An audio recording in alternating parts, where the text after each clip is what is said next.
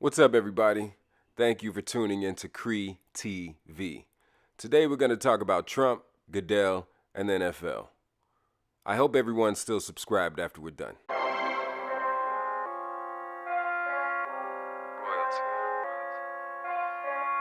These niggas want my blood, they want my blood. These bitches want my blood, they want my blood. These niggas want my blood, they want my blood. These bitches want my blood, they want my blood. Justice is indivisible. Injustice anywhere is a threat to justice everywhere. All right, as I'm sure many of you know, there's been a lot of controversy surrounding the NFL regarding players protesting various societal ills by kneeling for the anthem. And recently, during a speech in Huntsville, Alabama, Trump decided to give his take on how NFL owners, a group of exclusively white males, should handle players, most of them black, who protest. Gonna take a look at that. And I and everyone in this arena tonight are unified by the same great American values. We're proud of our country. We respect our flag.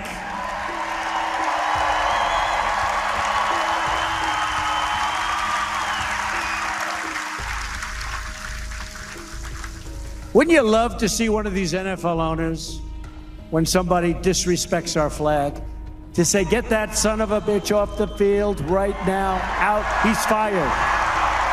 He's fired!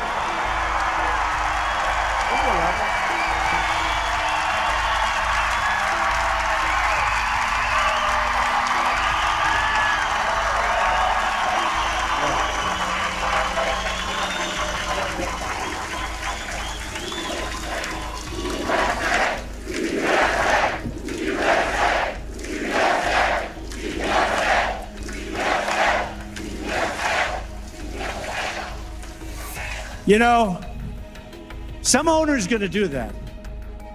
He's going to say, that guy that disrespects our flag, he's fired. And that owner, they don't know it. They don't know it. They're friends of mine, many of them. They don't know. They'll be the most popular person for a week. They'll be the most popular person in this country, because that's a total disrespect of our heritage. That's a total disrespect of everything that we stand for, okay?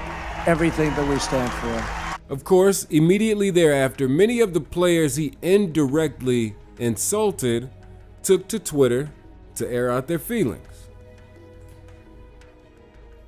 And then Saturday morning, the NFL commissioner, Roger Goodell, made the following statement. The NFL and our players are at our best when we help create a sense of unity in our country and our culture. There is no better example than the amazing response from our clubs and players to the terrible natural disasters we've experienced over the last month. Divisive comments like these demonstrate an unfortunate lack of respect for the NFL, our great game, and all of our players, and a failure to understand the overwhelming force for good our clubs and players represent in our communities. Don't know if that sounded anything like Raj, but that's the way I did it. Now, in a vacuum, this is a well-worded statement that seems to condemn Trump's divisive rhetoric. But, as good old physics has taught us, nothing occurs in a vacuum. And the NFL's inaction as an entity in condemning the issues at the heart of the players' protest belies this bile disguised as an appeal to respect and unity. The NFL is not unified, and that's evident. Since Colin Kaepernick chose to use his celebrity to call attention to the very real issue of police brutality and excessive force, especially as practiced against the black community, there's been a very obvious ideological rift amongst NFL personnel. And although law enforcement's excessive use of lethal force against too many unarmed black men and women and youth was the linchpin, the resulting crucifixion of Colin Kaepernick, with him having been blackballed by the NFL, became the focus. People were no longer protesting the loss of innocent life, but instead, an activist athlete's loss of a job due to his personal convictions.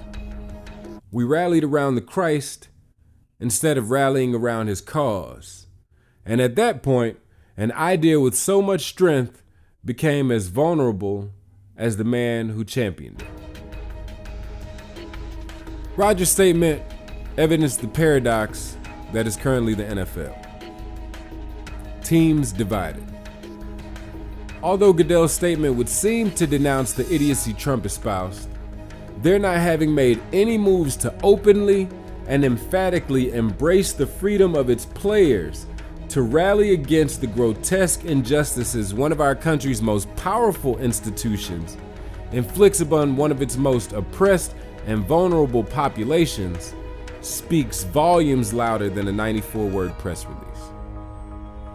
Goodell's statement doesn't mean the NFL is taking a stand for its players, because it leaves them sitting squarely on the fence. To me, these issues seem cut and dry. Players aren't protesting the anthem, and they're not protesting the flag. They're using the anthem as an opportunity and the flag as a symbol, during which and at which they focus their sentiments because they're protesting issues that affect Americans, Black Americans, issues that create an experience for many Black Americans that is contrary to what being born under that anthem and flag would suggest they should experience. Per capita, unarmed Black men and women are killed at much higher rates than our white counterparts. Though drug use is equal among Blacks and whites, we're 6 times more likely to be arrested, charged, and convicted than our white counterparts. We're more likely to receive heavier sentences than our white counterparts. Even today, medical doctors are prone to the belief that Black people have higher pain tolerances than our white counterparts, with this tolerance increasing the darker the pigment. And again, even today, the people charged with protecting us are more likely to see our children, our little Black children, as older and less innocent than their white counterparts. This is documented and can be substantiated with quantitative data. This is what the players are protesting. And it would seem that standing or kneeling against this type of tyranny is exactly what our country should be about, especially as we continue to grow into the future of global leadership, where not just tolerance, but a true love of and interest in protecting and combining all the beautiful cultures and people of the world must be exemplified by those at the forefront of change. Anyone in possession of this knowledge who feels more offended by players protesting than by what they're protesting is a big part of the problem. On August 9th, on my Facebook page, when there was talk of league-wide player boycotts, I wrote a quick post regarding my thoughts at the time, and it goes a little something like these. I don't think the NFL players should boycott. They love what they do, get paid well for it, and shouldn't be punished. Instead, they should come up with symbols of solidarity that focus on 1, defining their objectives and mission statement. What do we really want to see happen? What phrase best communicates this? 2, adopting a symbol that communicates the spirit of the mission statement. An example is the fist, and it can mean something like fighting institutional and systemic tyranny.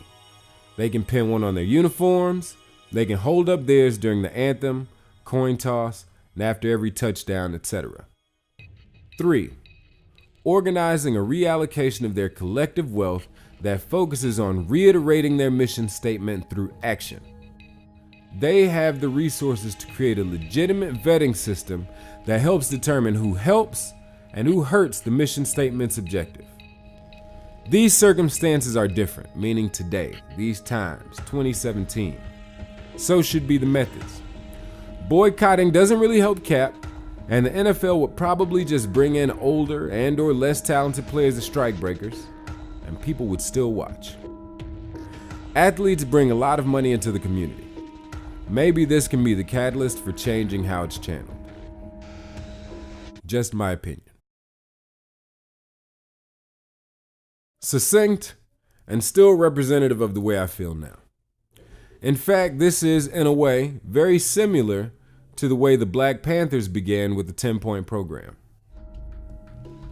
By the players defining an objective by which to measure the NFL's support, it'll give the organization one undeniable opportunity to show it's not as racist and archaic as its exclusive white ownership and silent complicity with bigotry would suggest, or at least that it's repented for.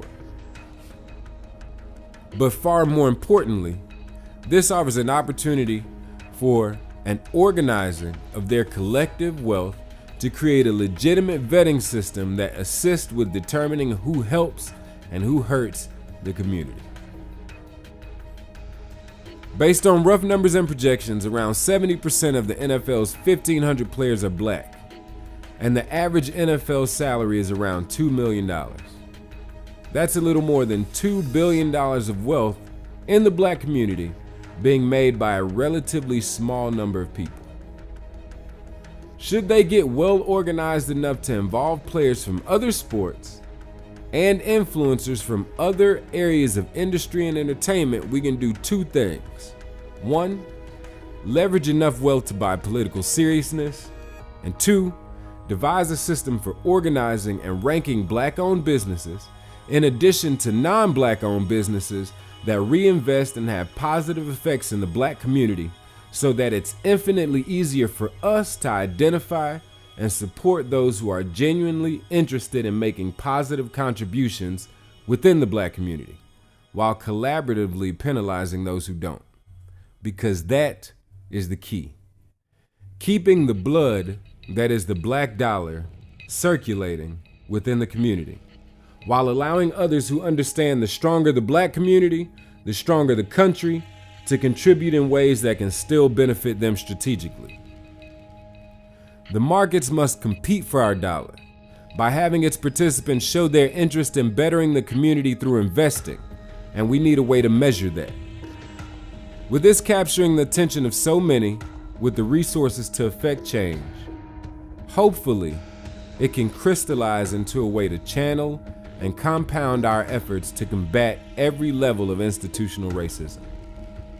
When that happens, we don't have to concern ourselves with whether or not the words of a megalomaniac like Trump about people being wantonly fired for speaking their minds in a manner that doesn't detract from their ability to do their jobs will actually affect their jobs, because we will be the owners and we will hold the firing power.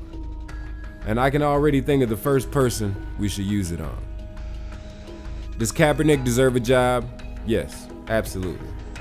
However, I believe that instead of that, or instead of discussing who said what about the players who've chosen to kneel because they stand for something, he'd rather we continue talking about and working to resolve the reason this all began in the first place.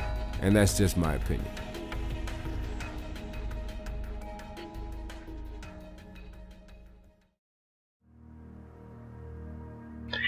We should strive not to use violence in fighting for our cause, but by non-participation in anything you believe is evil.